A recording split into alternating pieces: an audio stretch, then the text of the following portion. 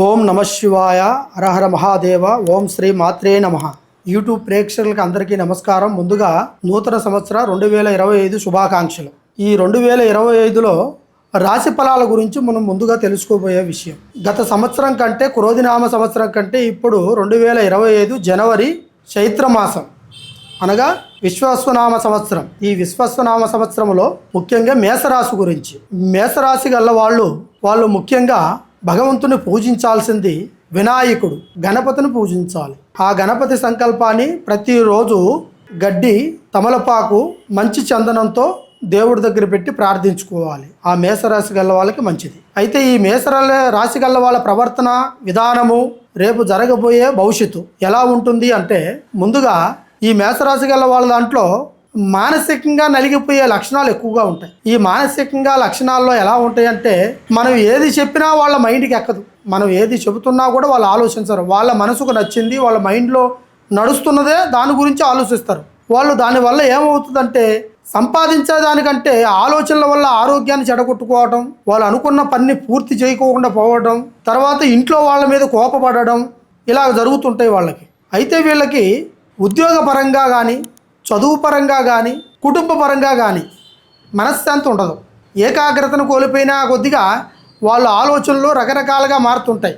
ఒక్కొక్కసారి మన స్థానంలో ఉండకోకుండా బయటికి కూడా వెళ్ళిపోయి తిరిగి వస్తుంటారు. కుదురు ఉండదు వాళ్ళకి. దానివల్ల వాళ్ళ ఆలోచనలు, ప్రయత్నాలు కరెక్ట్గా ఉండవు. ఇప్పుడు కొద్ది రోజులుగా ఆ విధంగా జరుగుతూ ఉంటాయి మేషరాశి వాళ్ళకి. అయితే ఈ 2025 జనవరి నుంచి 15వ తారీఖు నుంచి వాళ్ళకి దివ్యమైన భవిష్యత్తు మార్గం అనేది ఉంది. వాళ్ళకి ఉద్యోగం లేని వాళ్ళకి ఉద్యోగాలు, చదువుకు బాగా చదవడానికి ఆలోచనలు, దాన్ని ఎంకరేజ్మెంట్ చేసి ఆ చదువుని పూర్తి చేయడానికి ఒక పట్టుదల, తర్వాత కుటుంబ పరంగా ఉంటే అందరితో ఐక్యతగా ఉండి నలుగురిలో మంచి పేరు సంపాదించుకొని ఆ కుటుంబాన్ని నామకార్థంగా తీసుకొచ్చే ఒక పేరు ప్రతిష్టలు, ఈ లక్షణాలు ఈ 2025లో జనవరిలో ఖచ్చితంగా ఈ మేషరాశి వాళ్ళకి జరుగుతూ ఉంటుంది. జరిగే అవకాశం కూడా తొందరలోనే ఉంది. కానీ దేనికైనా వాళ్ళ నిదానాన్ని ఆలోచించాలి. తొందరపడితే మాత్రం ఏది జరగదు. నిదానంలో అమృతం ఏర్పడుతుంది. అప్పుడు వాళ్ళ ఆలోచనలు కూడా కరెక్ట్గా షార్ప్గా పనిచేస్తాయి. వాళ్ళు ఏ కార్యం చేసినా కూడా ఆ కార్యాన్ని పొందగలుగుతారు. అలా కాకోకుండా మీకు నచ్చిన విధానంగా మీ నచ్చినట్టుగా ప్రయత్నం చేసుకుంటూ పోతే నోటికాడుకు వచ్చినవన్నీ దూరం అయిపోతుంటాయి.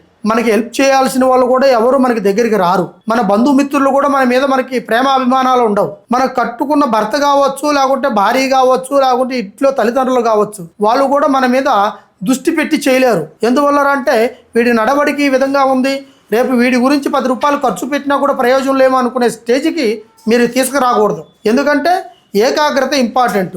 ఈ ఏకాగ్రత వల్ల ఏమవుతుందంటే రేపు నిదానము, ఆలోచన, ప్రయత్నము, బతుకుదరువు ఇవన్నీ మీకు జరుగుతాయి. కొంతమంది ఆలోచనలు చెప్పిన మాట వినుకోకుండా చెప్పుడు మాటలు ఎక్కువ ఉంటుంటారు ఈ మేషరాశి వెళ్ళి వాళ్ళు. ఈ చెప్పుడు మాటలకి వాళ్ళు చాలా వరకు నష్టమే జరుగుతే తప్ప లాభం జరగదు. దానివల్ల బంధుమిత్రుల్ని, స్నేహితుల్ని, కావాల్సిన వాళ్ళని దూరం చేసుకుంటారు. ఈ మేషరాశి గల వాళ్ళకి ఈ రానున్న రోజుల్లో ఈ 2025 జనవరి 15వ తారీఖు నుంచి వాళ్ళకి మళ్ళీ ఫిబ్రవరి దాకా మంచి లక్షణాలు, మంచి గుణాలు, మంచి నడవడికలు, మంచి బతుకు తెరువు, మంచి ఉద్యోగము, మంచి చదువు అనేది సమకూరుకునే అవకాశం ఉంది. మీకు ఎటువంటి ప్రాబ్లం ఉన్నా కూడా ఈ ఒక్కసారి కింద కనబడే కాంటాక్ట్ నెంబర్కి మీరు కాంటాక్ట్ చేస్తే మీ రాశి బలాలను బట్టి, మీకున్న ప్రాబ్లాలను బట్టి పరిష్కారం ఖచ్చితంగా చెప్తాను. దాన్ని నేను చేయగలుగుతాను. ఖచ్చితంగా గురు విష్ణు, గురు తారక, గురు మహేశ్వర ఖచ్చితంగా మీకు ఆ ఒక్క సంకల్పం జరుగుతుంది. ఈ మేషరాశి గల వాళ్ళకి ఈ రాశి బలాన్ని బట్టి నేను చేసే ప్రయత్నంతో పాటు మీకు రాయి కూడా నేను సంప్రదించగలుగుతాను.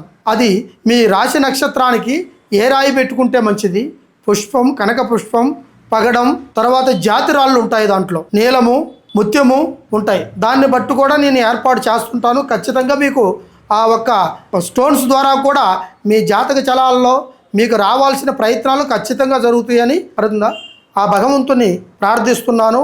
ఓం సర్వేజన సుఖినో భవంతు. ఓం నమః శివాయ.